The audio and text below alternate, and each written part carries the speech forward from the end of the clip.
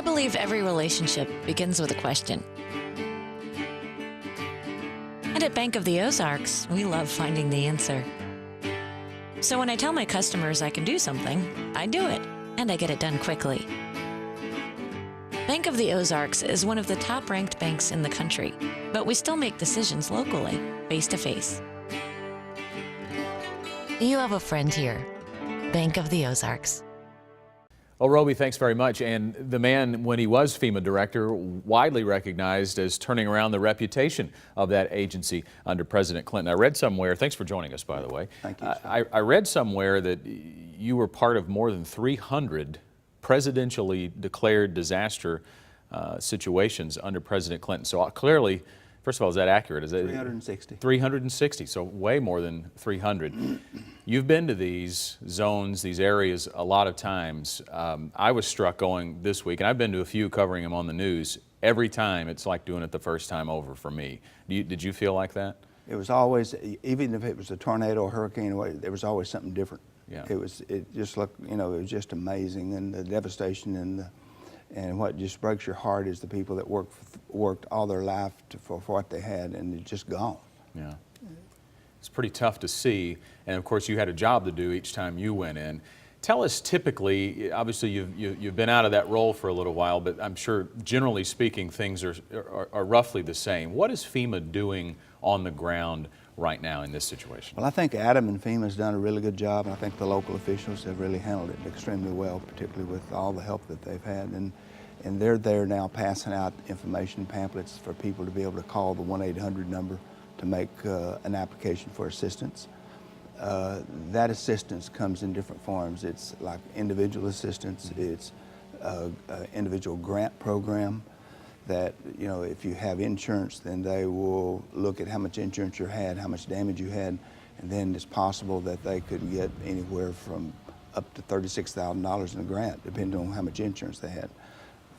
Then also the temporary housing program.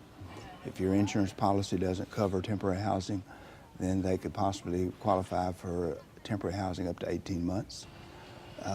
Particularly the cities and the county, reimbursements on debris removal, debris monitoring, public health and safety issues.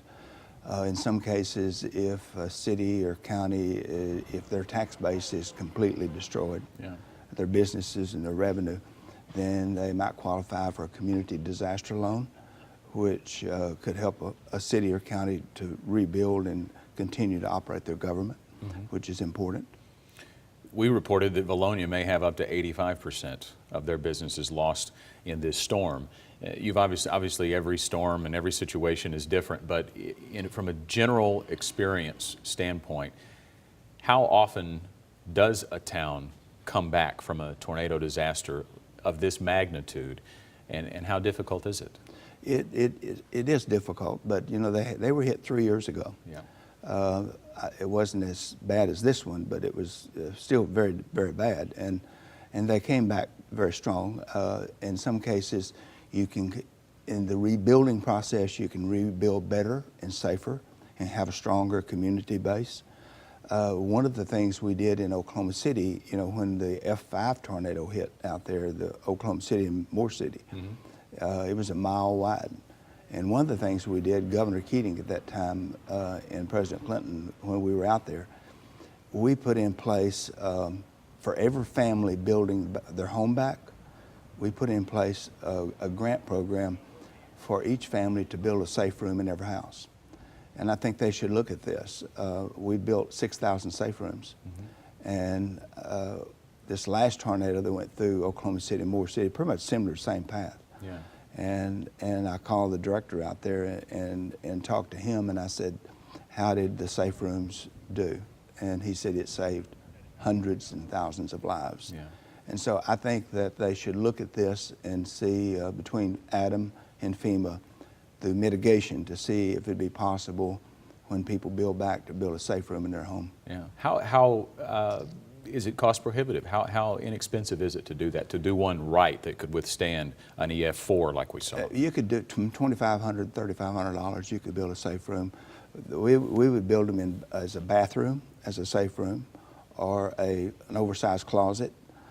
where you could put your valuables and your valuable papers and so forth in a file cabinet in it. And I never will forget in Oklahoma City, I mean, it literally would wipe houses like in Valonia right off the foundations, and there's all that's left. But there was one house that had built a safe room, and that was all that was standing on that slab was that safe room. Yeah. And Oklahoma, they have continued offering grants for people building safe rooms in their homes even after that tornado when we started it. That is something we also have heard in Valonia, is that some people may not stay. I mean, especially after 2 in 3 years. Obviously, after Hurricane Katrina, which is a whole different animal, there was population loss, significant population loss in New Orleans. Is that something that city leaders would be worried about in this situation? I'm sure it is, and I'm sure it's concerning them about whether or not the small businesses would come back, you know, and that's very important. But I think it's equally important for the local leaders and elected officials to look at, okay, how can we build back better and safer, but develop a long-term recovery plan and how they're going to do it, and do it together, you know, and bring people together and decide how they're going to build back and in what way, in what manner. We only have a few seconds left, but I did want to touch on the congressional race. We haven't really seen your face on television ads yet. Do you have a timeline on when we might see that? We know you don't have a primary opponent, so you're looking ahead to November already. Yeah, we will look at who we're going to be running against after the May 20th primary, and then we will look at probably putting up some ads starting in June. All right. Mr. Witt, thanks very much. Thank you. That's James Lee Witt. Roby, back over to you.